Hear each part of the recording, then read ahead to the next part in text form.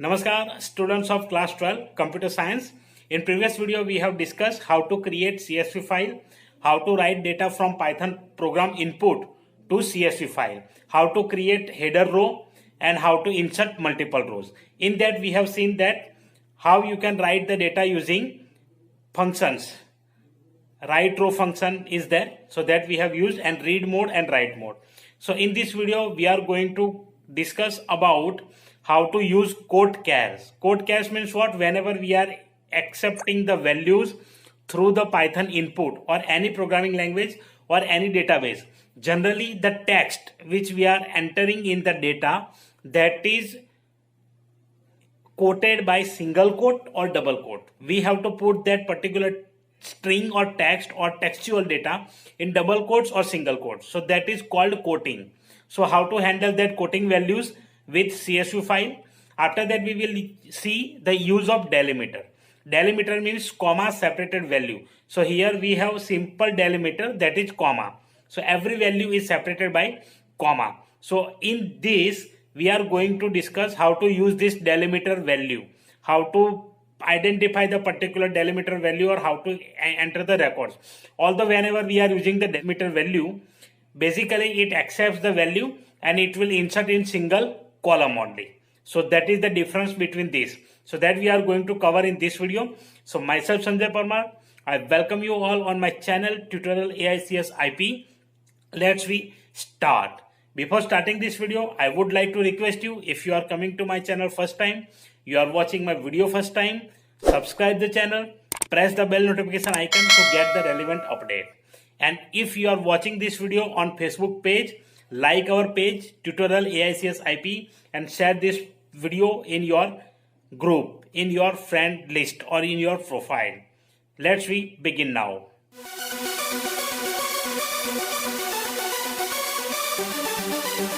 So here I have opened my PDF file, and in this record we have inserted few records in the CSV file.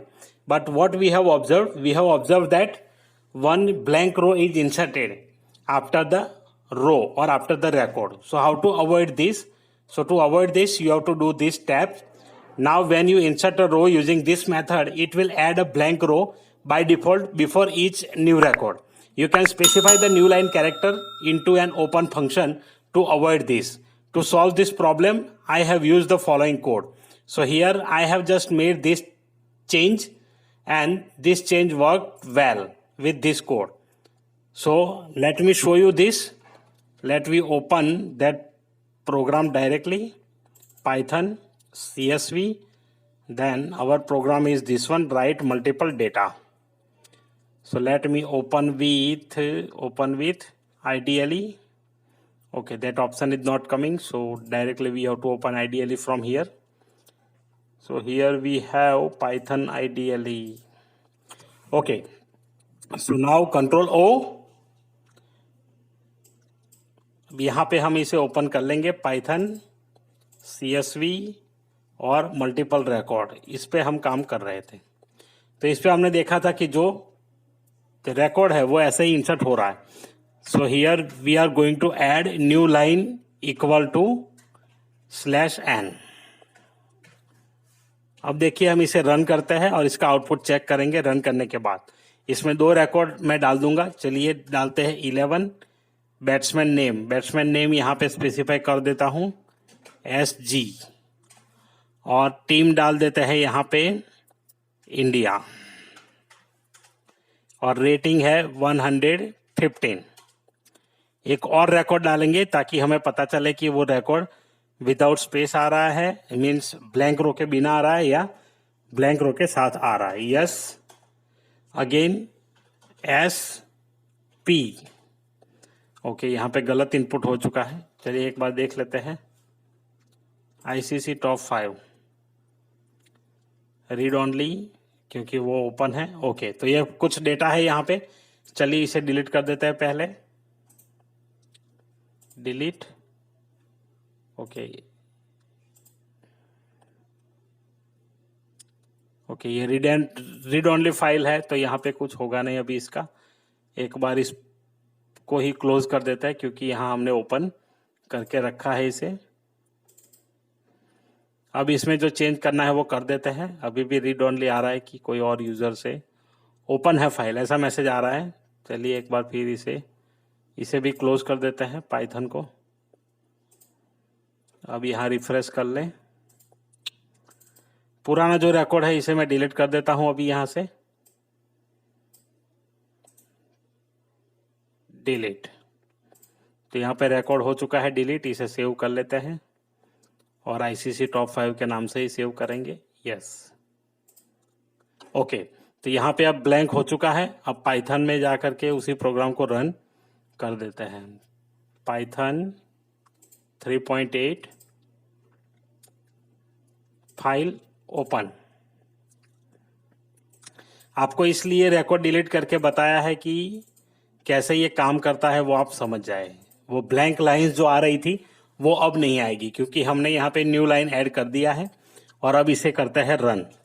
F5 rank 1 नाम दे देते हैं Virat Kohli, team दे देते हैं India और rating दे देते हैं 125। Yes, 3 record add लेते हैं इसी प्रकार से। Number 2 Steve Smith, team Australia, rating 123। इसके बाद डालते हैं थर्ड रिकॉर्ड 3, नाम डाल देते हैं बाबर आजम, टीम पाकिस्तान और रेटिंग डालते हैं 120। तो अब इसे यहाँ पे स्टॉप कर देते हैं। तो ये यहाँ पे 3 रिकॉर्ड मैंने इनपुट किए हैं।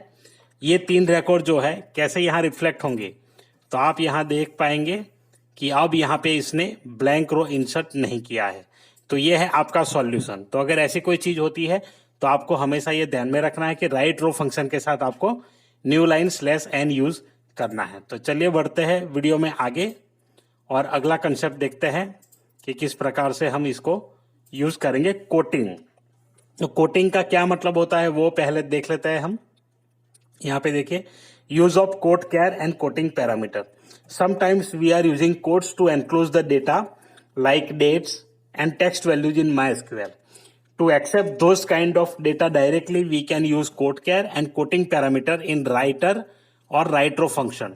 Quoting parameter values, तो यहाँ पे देखिए quoting parameter के values है csv dot quote minimal, csv dot quote all, csv dot quote non numeric and csv dot quote none. तो ऐसा कोई डेटा अगर हमें इनपुट करना है तो इसके लिए हम ये कोटिंग कैरेक्टर का यूज करेंगे। अगर नहीं करना है तो यहाँ इग्नोर्स द वैल्यू। देखिए सबसे पहले क्या है, कोटिंग अंडरस्कोर मिनिमल, तो ये बाय डिफॉल्ट रहता है। It is by default case, it will apply quotes to the field only they contain the delimiter or quote character. तो ये क्या करेगा, तो जहां डेलिमीटर है या कोट कैरेक्टर है उसी को अप्लाई होगा। csv dot quote all fields, आपको सभी फील्ड को अगर कोट कर देना है, वो चाहे नंबर हो, टेक्स्ट हो, डेट्स हो, कोई भी हो, तो आप इसका यूज कर सकते हैं। csv dot quote non numeric, it applies data like MySQL form where strings and dates enclosed with quotes except numeric data। तो यहाँ पे न्यूमेरिक डेटा के साथ अगर कुछ करना है MySQL की तरह तो भी हम इसका यूज करेंगे। csv dot quote underscore none ignores the values to quote when this value is passed in writer row write row function। You must specify the escape character optional parameter। तो यहाँ पे इसको लिखने का तरीका ये है, यहाँ पे मैंने ऑलरेडी दिया हुआ है। तो आप इस प्रकार से लिखेंगे तो ऑटोमेटिकली ये काम करेगा। dt equal to writer, f equal to quote char, quoting equal to csv dot non numeric. तो देखिए यहाँ पे जिस तरह से दिया है आप इसी सिंटेक्स का यूज करिए, ऑटोमेटिकली वो एक्सेप्ट करेगा। और जब हम वैल्यू को रीड करेंगे तो वो सारी चीज वहां पे हो जाएगी। तो जैसे हम सिंगल कोट को वहां से लिखेंगे, इसमें से कोई भी वैल्यू, तो ये अवॉइड कर देगा या तो उसे कंसीडर करेगा। तो आप ये थोड़ा प्रैक्टिकली देख लीजिए। अगर समझ में नहीं आता है कमेंट करके बताइए, मैं एक और वीडियो यहाँ पे आपको प्रैक्टिकली बता दूंगा कि ये कैसे वर्क करता है सारे पैरामीटर, तो उसको भी प्रैक्टिकली एक्सप्लेन कर दूंगा। चलिए आगे बढ़ते हैं। Use of delimiter. When you need to store data which can be separated through any other character except comma, you can use delimiter parameter in writer or write row function। तो आपको मानो comma use नहीं करना है, comma की जगह कोई और कैरेक्टर यूज करना है, तो आपको यहाँ पे डिलिमीटर यूज करना है। तो डिलिमीटर हम यूज इसी पर्पज से करते हैं कि जब आपको बाय डिफॉल्ट तो जो कैरेक्टर है उस कैरेक्टर को इग्नोर करके, कॉमा को इग्नोर करके कोई और कैरेक्टर से टेक्स्ट वैल्यू जो आती है CSV में उसको सेपरेट करना है। राइट कोड लाइक दिस, तो यहाँ पर भी एग्जाम्पल मैंने लिख दिया है, आप इसको प्रैक्टिस करिए। अगर समझ में आता है तो कर लीजिए और अच्छे से हो ही जाएगा, ये बहुत सिंपल है। अगर नहीं होता है तो कमेंट करके बताइए, हो जाता है तो मुझे आपका कोड बताइए, तो उससे भी मुझे पता चल जाएगा। तो आप कमेंट जरूर करें इसके बारे में। और आपको प्रैक्टिकल वीडियो चाहिए तो उसका भी मैं प्रैक्टिकल वीडियो आपको दे दूंगा। तो चलिए यहाँ पे ये हमारा जो CSV वाला पार्ट है वो यहाँ पे होता है complete. When you write or use this method, Excel will display your data into single column only because CSV accept only comma to separate the values in Excel.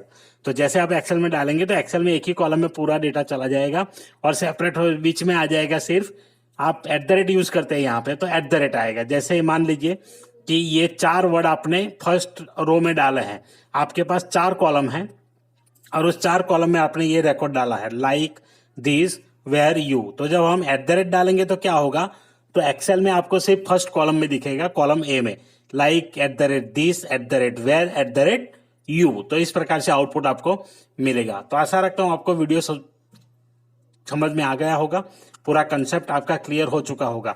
अगर फिर भी डाउट है तो आप कमेंट करके जरूर पूछिए, मैं इसका सॉल्यूशन आपको दे दूंगा। और इसके ऊपर अगर आपको प्रैक्टिकल वीडियो चाहिए ये कोट केयर और ये डिलिमीटर के ऊपर, तो मैं आपको उसका वीडियो भी दे दूंगा। आप कमेंट करके मुझे जरूर बताएं। अगर ज्यादा कमेंट्स रहे तो मैं इसके ऊपर भी वीडियो बनाऊंगा। तो अब हम नेक्स्ट सेशन से स्टार्ट करने जा रहे हैं डेटा स्ट्रक्चर वाला पार्ट, जो स्टैक और क्यू, इनमें से कोई भी एक आपको करना है। तो मैंने मेरे क्लास में और मैंने मेरे ब्लॉग पे सिर्फ स्टैक वाला पोर्शन कंसीडर किया है और स्टैक ही करेंगे, क्योंकि इसका और में आने वाला है तो मैंने अवॉइड किया है अभी। अगर आपको क्यू भी चाहिए तो हम क्यू भी कंसीडर करेंगे। आप कमेंट करके मुझे जरूर बताइएगा, उस वीडियो में जब मैं वीडियो अपलोड करूंगा उसमें आपको बता दूंगा। तो चलिए आज के वीडियो में सिर्फ इतना ही, मिलते हैं अगले वीडियो में। तब तक के लिए कीप वॉचिंग, कीप लर्निंग। और हाँ, जाते जाते अगर आप चैनल पे नए हैं, यहाँ तक अगर वीडियो देख लिया है तो वीडियो को लाइक भी कर दीजिए, अपने दोस्तों के साथ शेयर करना मत भूलें। और चैनल पे नए हैं तो चैनल को सब्सक्राइब जरूर करें और बेल नोटिफिकेशन आइकन भी प्रेस कर लीजिए। और फेसबुक पे अगर वॉच कर रहे हैं तो फेसबुक पेज को लाइक करें और अपने प्रोफाइल में इस वीडियो को शेयर करें। चलिए मिलते हैं अगली वीडियो में।